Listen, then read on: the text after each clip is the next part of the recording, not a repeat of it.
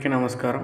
ఈరోజు సైకాలజీలో most important topics, అందులో నుంచి ఖచ్చితంగా టెట్లో కానీ, తర్వాత డిఎస్సిలో కానీ, హాస్టల్ వార్డెన్లో కానీ ఖచ్చితంగా ఈ టాపిక్స్ మీద క్వశ్చన్స్ ఖచ్చితంగా ఉంటాయి.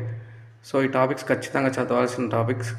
అందులో ముఖ్యంగా భాష వికాసాన్ని నోమ్ చామ్స్కీ గారు ఈ సిద్ధాంతాన్ని ప్రతిపాదించారు. తర్వాత నైతిక వికాస సిద్ధాంతాన్ని కోల్బర్గ్ గారు, తర్వాత మనోసాంఘిక వికాసం Erik Erikson, most important Erik Erikson సిద్ధాంతం. తర్వాత అభ్యాసన ఉపగమాలలో ప్రవర్తన ఉపగమాలు, అందులో పావలో శాస్త్రీయ నిబంధన, టార్నెక్ యత్వదోష, స్కిన్నర్ కార్యకారక నిబంధన, ఈ సిద్ధాంతం ఖచ్చితంగా వచ్చే బిట్లు.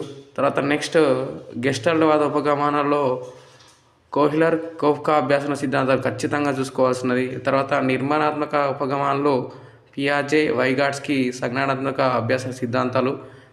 తర్వాత పరిశీలనాత్మక ఉపగమానాలు, అందులో బండుర సాంఘిక అభ్యాసన సిద్ధాంతం ఖచ్చితంగా చూసుకోవాల్సినది. తర్వాత కాట్ లెవిన్ ప్రకారం సంఘర్షణలు, అందులో ఉపగమ పరిహార ఉపగమ ద్వి ఉపగమ పరిహార, ఇవి ఖచ్చితంగా చూసుకోవాల్సిన ప్రతి ఒక్క దాంట్లో ఖచ్చితంగా ఈ టాపిక్స్ నుంచి ఖచ్చితంగా క్వశ్చన్ పడుతుంది. సో ఖచ్చితంగా ఇవి ఖచ్చితంగా చూసుకుంటే మనకు ఖచ్చితంగా మోస్ట్ ఇంపార్టెంట్ సైకాలజీ బిట్స్ దీనిలోకి వెళ్ళి వస్తాయని నేను ఖచ్చితంగా ప్రీవియస్ బిట్స్ చూసి చెప్తున్నాను. ఖచ్చితంగా ఇవి అందరు చూసుకుంటే టెట్లో మంచి స్కోర్ సైకాలజీ నుంచి చేసుకోవచ్చని ఈ వీడియో తీయడం జరిగింది.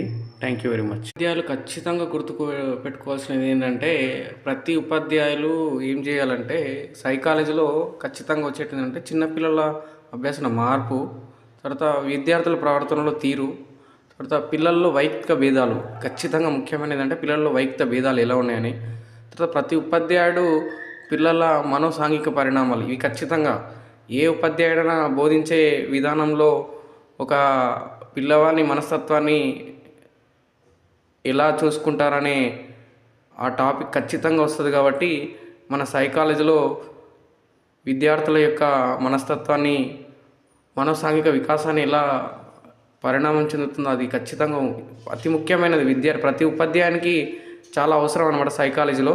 సో అందరూ కూడా ప్రతి పిల్లవాని మనస్తత్వం, ప్రవర్తనల తీరు ఎలా ఉంటుంది, వైయక్తిక భేదాలు ఎలా ఉంటాయి, సాంఘిక పరిణామం ఎలా ఉంటుంది, అలాంటివి టాపిక్స్ ఖచ్చితంగా మనం సైకాలజీలో ఖచ్చితంగా బిట్స్ వస్తాయి. కాబట్టి ప్రతి ఉపాధ్యాయుడు ఈ టాపిక్స్ పైన ఫోకస్ పెట్టాలని కోరుతున్నాను.